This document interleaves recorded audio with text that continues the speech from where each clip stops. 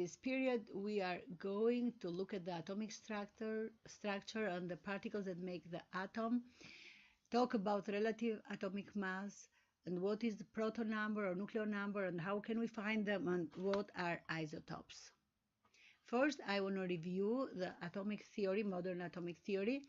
In 1830, Dalton thought atoms were solid indivisible particles. In 1898, Thomson discovered electron. 1909, Rutherford discovered proton. And in 1931, Chadwick the neutron. But by 1913, Bohr developed his atomic model, that is the one that we use today, and is shown here in this image. In the center, a nucleus is placed in the center, and protons and neutrons are part of nucleus, and the electrons go around in orbitals. These are called orbitals. Another name for them is shells or energy levels, and electrons in different orbitals have different energy.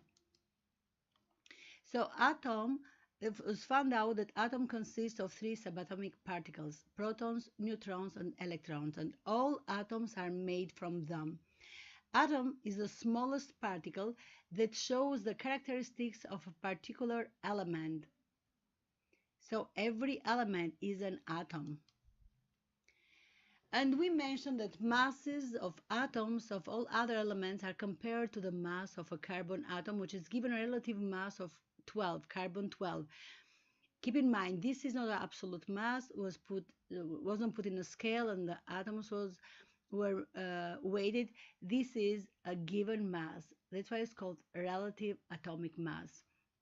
And mass spectrometer is used to measure different atoms, and the proportion towards the carbon was seen through the spectrometer, and so the other masses were given. For instance, carbon 12 has a mass of 12. Hydrogen is 12 times lighter than carbon, so has a mass of 1.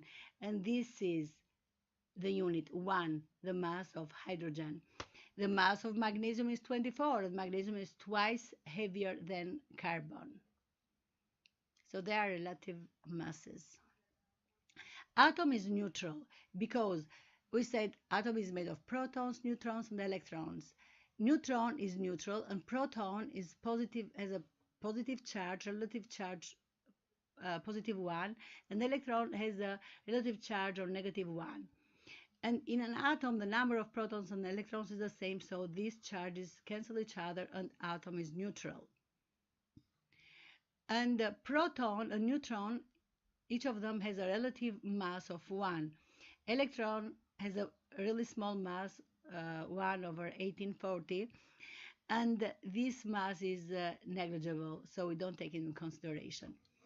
And as I said, proton and neutron are located in the nucleus, and electron is outside the nucleus and goes around in orbitals. So a single atom is neutral because it has an equal number of protons and electrons. And let's see these elements I have here. Hydrogen has 1 proton, 1 electron. They cancel each other, so it's neutral and has no neutrons. Hydrogen is the only element that doesn't have any neutrons. Helium, which is the second element in periodic table, has 2 protons, 2 electrons that cancel each other, and 2 neutrons. And the mass of helium is 2 protons plus 2 neutrons is 4. And lithium has 3 protons, 3 electrons, and 4 neutrons. And the mass of lithium is 7 because just protons and neutrons are the ones that have mass. As you see, hydrogen has 1 proton, helium, the second on the table, has 2, lithium has 3. As you see from this table here, every single element has 1 electron more than the previous, 1 proton more than the previous one, and 1 proton less than the one that follows him. And gold has 79 protons, 79 electrons, 118 neutrons.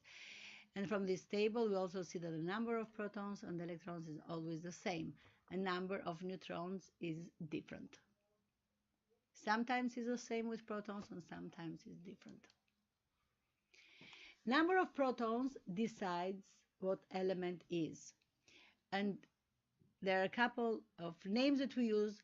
One is a proton number or atomic number. We're going to find both of these names in syllabus, and it is expressed with capital Z. So proton and neutron have the same mass. We said mass of electron is negligible. Now, mass of particular atom depends on the total mass of protons or neutrons because they have the mass, and each of them has a relative mass of 1. So the mass number or nucleon number expresses the mass of the atom and is expressed with capital A. And we see in the periodic table, if you look through the periodic table, we'll see the symbol of the atom, and as a subscript, we'll see the number, the proton number or atomic number, and the superscript is the mass number or nucleon number. It's called nucleon number because mass is located in nucleus, because that's where proton and neutron are located. Proton number Z expresses the number of protons in nucleus. A nucleon number A is number of protons and plus number of neutrons. Number of electrons is always the same with the number of protons. That's why atoms are neutral. Number of neutrons on the other side is the nucleon number minus proton number. So A minus Z. We will see in a table, we'll see something like that. Oxygen has a proton number 8 and a mass of 16. That means just looking at that, we can decide in the number of neutrons. We can find out the number of neutrons. Number of neutrons are mass number 16 minus proton number, that is 8, and the number of neutrons for oxygen is 8. So we might not have the number of neutrons in periodic table, but we are able to find it.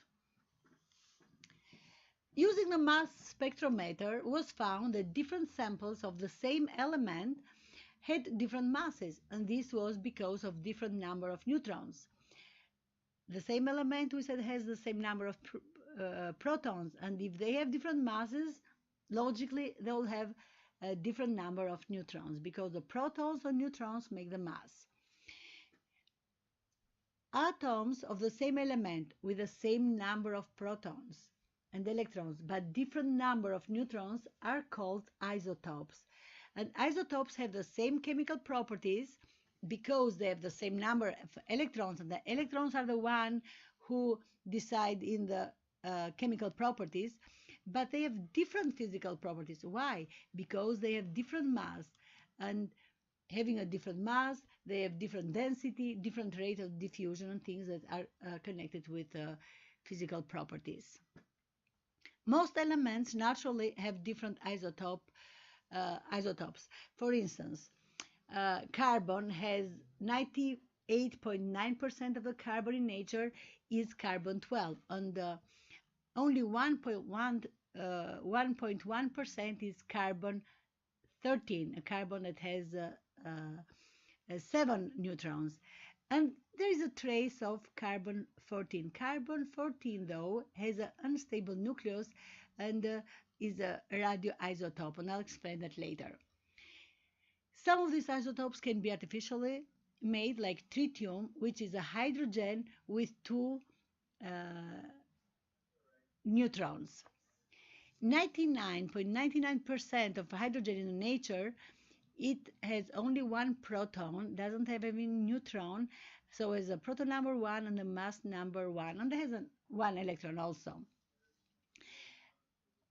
And it is 0.01% of hydrogen is deuterium, a hydrogen with 1 nucleus, 1 proton, 1 nucleus, 1 proton, 1 neutron, and 1 electron. As I mentioned earlier, with carbon 14, some isotopes have unstable nuclei, and they are radioisotopes, and they emit various forms of radiation. And what they emit gives us the radioactivity. And the radioactivity is used in our benefits. and we use radioactivity for radioactive dating. Um, when one certain atom has a not stable nuclei and emits radiation, it decays in another element. And the decay happens at its own rate, and the time taken for the radioactivity in a sample to half is constant for a particular isotope is called half-life. And different elements, different radioisotopes have different half-life. So oxygen 17, the half-life for oxygen 17 is 71 seconds. Carbon 14 has a half-life of 5,730 years, and carbon 14 is used to date uh, to, is used for dating, because we know, especially for living things, we know that living things have a high content of carbon, and since carbon 14 has this half life of 5,000 years, we are able to date, because we can go with that like back 10,000 years. Radioactivity is used in nuclear power stations. Uranium 235 splits in smaller parts when it's bombarded with neutrons and releases energy. And this energy is harvested and used for our benefit. And you know that radioactivity is used for nuclear bomb. In industry, radioactivity is used to monitor the level of filling in containers. Since containers are closed, we cannot see them, we use radioactivity to monitor the level of filling. Or is used to check the thickness of sheets of plastic or metal foil. So for aluminum foil, radioactivity is used to check the thickness of them. And in medicine, Y radiation that is emitted from cobalt 60 treats cancer tumors, goes deep in the body and treats cancer tumors. But phosphor 32 is used to treat the skin tumors because it doesn't penetrate in the body and works in the surface. And radioactivity also is used for sterilizing in medicine. Now, in the exams, usually there is a question asking about the usages of radioactivity in industry and medicine, but they usually ask only for one usage of it, of each of those, industry and medicine. Excuse me. The value of atomic mass of an element is an average mass. So relative atomic mass, AR, is the average mass of all natural isotopes and their percentage abundance. Since we have different isotopes in nature and we know that isotopes have different mass, when we give the relative atomic mass, we take this into consideration. And let me give you an example. Before that, I want to remind you that one atomic mass unit, AMU, is 1/12 of mass, 12 mass of an atom, C12, and hydrogen is 1 AMU.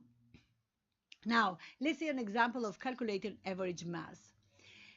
Chlorine in nature is found in 75% as chlorine 35, and 25% of chlorine is found as chlorine 37.